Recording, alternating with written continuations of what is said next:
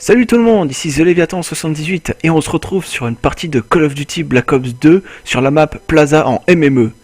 Alors ce gameplay il est un peu spécial puisque je vais jouer avec une arme que pas beaucoup de personnes utilisent, c'est-à-dire le fusil mitrailleur, autrement dit la QBB LSW. Oui, je la connais par cœur puisque je y joue tout le temps avec elle. Enfin pas tout le temps mais toujours avec ce fusil mitrailleur. Alors, vous allez voir dans cette partie que je vais faire un mauvais début, puis je vais faire une énorme remontée, mais quand je dis énorme, c'est vraiment énorme. Alors, pour cette classe, alors déjà comme accessoire avec cette arme, j'utilise la poignée ergonomique et la crosse. Ensuite, bien sûr, on a le Stinger. Comme atout, on a Pillard pour récupérer les munitions du fusil mitrailleur, pardon. Puisque je vais jouer qu'avec cette arme, avec cette classe. Ensuite, on a dextérité. Alors ça, c'est pour baisser l'encombrement de l'arme, puisque, comme vous le savez, l'arme, elle est très lourde. Et pour finir, ingénieur. Alors, pourquoi ingénieur? Parce que je n'ai pas de black hat, comme vous avez pu le constater. Et bien, tout simplement, c'est pour prévoir à l'avance l'ennemi.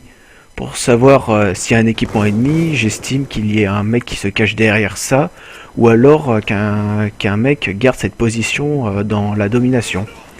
Et vu que je suis avec un fusil mitrailleur, eh ben, je peux pas prévoir les déplacements, donc je choisis ingénieur pour être prévenu de mon avancée et de l'avancée ennemie. Et aussi c'est pour changer les colis si le contenu ne me plaît pas. Sinon, pourquoi j'ai mis les 3 poignées comme accessoire? Et ben en fait c'est simple. La poignée normale, elle permet de réduire le recul produit par l'arme quand on tire. Un fusil mitrailleur, surtout avec le QBB LSW, qui est une arme avec la plus grande cadence, et ben le recul il part vite fait. Alors j'utilise la poignée pour avoir plus de précision et pouvoir tuer mes ennemis de loin. Ensuite, la poignée ergonomique me permet de viser beaucoup plus vite, ça vous le savez déjà, et c'est surtout très efficace pour un fusil mitrailleur. Parce qu'un fusil mitrailleur, quand on vise avec, c'est énormément lent. Ça, je ne vous le cache pas. Là, vous me voyez en train de viser, c'est avec la poignée ergonomique, mais essayez sans poignée ergonomique, vous verrez qu'il y a une différence. Et pour finir avec la crosse, elle me permet de me déplacer beaucoup plus rapidement quand je vise. Et ça c'est très utile si on veut tuer des ennemis quand on est en mouvement, qu'il y ait plein d'ennemis qui se dirigent vers nous. C'est un peu le principe de la mitraillette.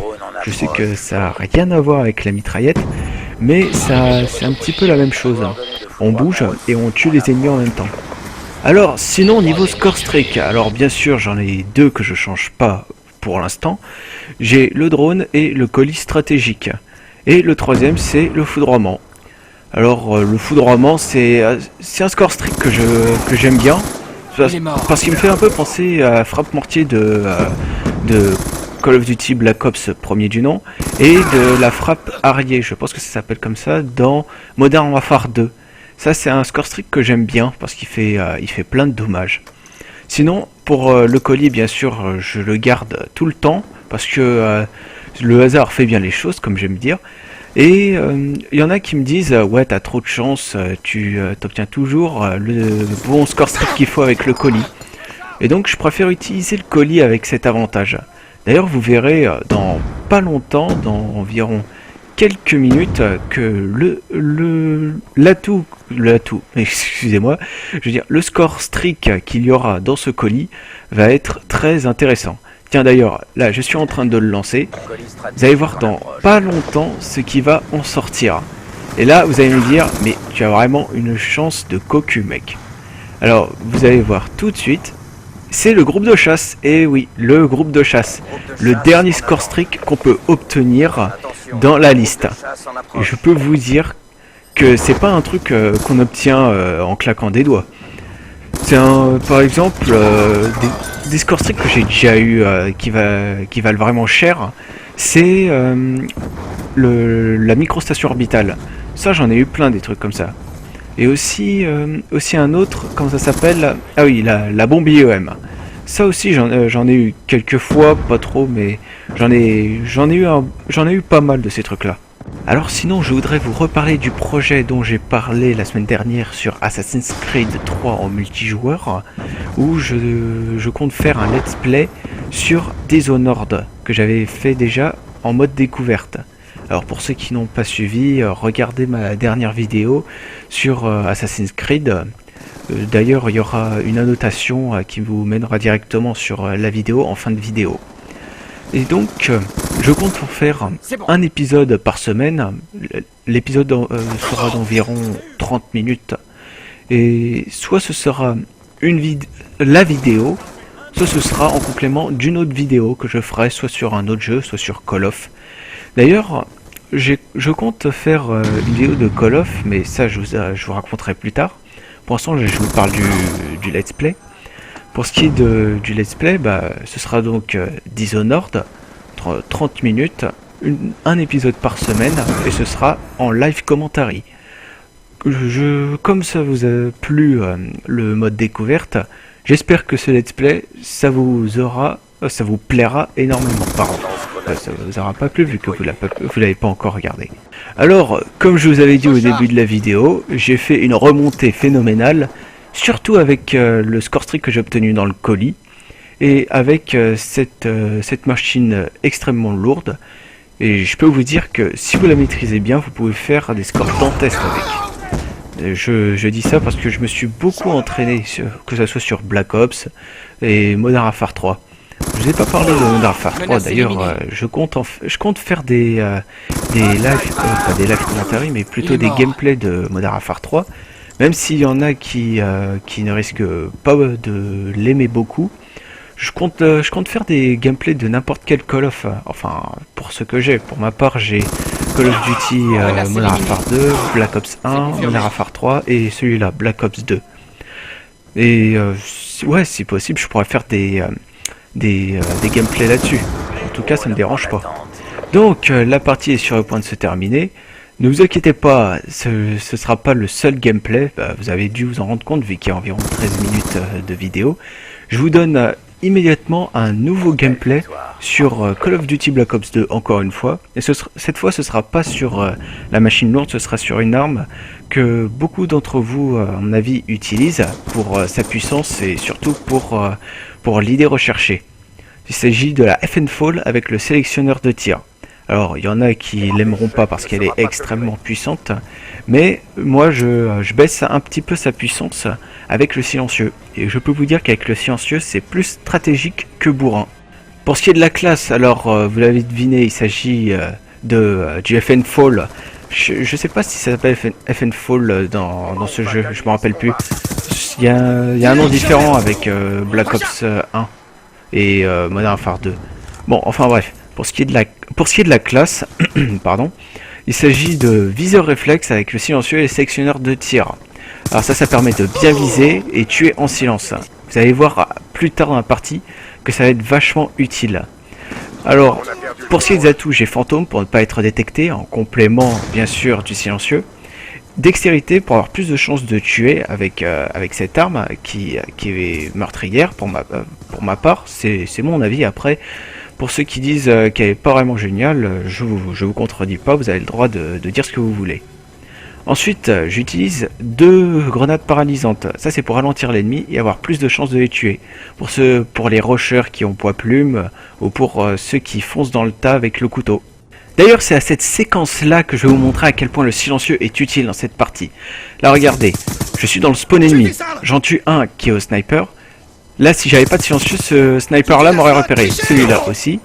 Je voyage un petit peu dans le spawn. Je recharge tranquillement. Je vois un ennemi. Je le tue. Et là, j'entends un silencieux. Je me suis dit, il y a quelqu'un. Et oui, il y a forcément quelqu'un. Donc alors, je le tue. J'avais oublié que j'avais le viseur laser. Donc j'essaye de le tuer au jugé. Là, je recharge tranquillement. Et avec le silencieux, l'ennemi ici ne m'avait pas repéré. Là, cet ennemi ne m'avait pas repéré, encore avec les silencieux. Je tue encore quelqu'un. Je recharge et j'ai débloqué tous mes score streaks. Et là, je vois un ennemi qui campe, enfin, je vais pas dire qu'il campe, je dis plutôt qu'il reste là pour récupérer de la vie, pour pas être vulgaire. Et là, j'en tue un de loin au sniper. Et là, je débloque sans pitié. C'est-à-dire je tue 10 ennemis d'affilée. Franchement, si j'avais pas le silencieux, je pourrais pas faire ça. Alors, j'utilise le foudroiement, mais malheureusement, je n'ai faire aucun kill. Par contre, je vais continuer le taf, si je puis me permettre, avec le silencieux. Malheureusement, je n'ai plus de munitions, et ma série s'arrête ici. Alors, pour ceux qui utilisent cette arme avec le sélectionneur de tir, franchement, je vous conseille fortement le silencieux. C'est quelque chose qui vous permet de tuer beaucoup plus vite vos adversaires, et de loin, là, comme vous avez pu remarquer. Et ça vous permet de débloquer vos scores streaks plus rapidement, pas niveau score, mais plutôt niveau kill sur les ennemis. Alors, pour ce qui est des scores streaks, alors ça n'a pas changé depuis le gameplay précédent, tout simplement parce que c'était une partie que j'avais enchaînée, vu que je me sentais super bien, j'enchaînais les victoires. Je me suis dit, même si j'enchaînais, je vais quand même pas gâcher ce gameplay. Sachant que je fais un carnage chez les ennemis, franchement, j'allais pas me priver de ce gameplay. D'autant plus que, comme je vous l'avais dit dans ma vidéo précédente sur Assassin's Creed, je me sentais pas vraiment bien, j'arrivais du mal à viser. Mais après avoir changé toutes mes classes, après m'être entraîné sur les bots en mode vétéran, j'ai repris du poil de la bête, enfin si je puis dire ainsi, et j'ai recommencé à jouer comme je savais jouer avant. Mais bon, je vais pas me vanter, j'ai pas un niveau exceptionnel, je suis pas un mec qui fait tout le temps une victoire, un ratio supérieur à 10 et tout. Non, non, je suis un joueur qui s'occupe de son métier, qui est ferrailleur, lol. Et qui veut s'amuser, qui veut pas perdre tout le temps, qui rage contre les connexions, etc. quoi. Alors, je voudrais vous parler un petit peu de cette partie, juste ce moment, parce que ce moment, il est pas intéressant, mais plutôt marrant dans l'ensemble, parce que, regardez, avec le colis, je récupère un RCXD. Alors bien sûr, qu'est-ce que je fais un RCXD? Je l'active pour essayer de tuer quelqu'un.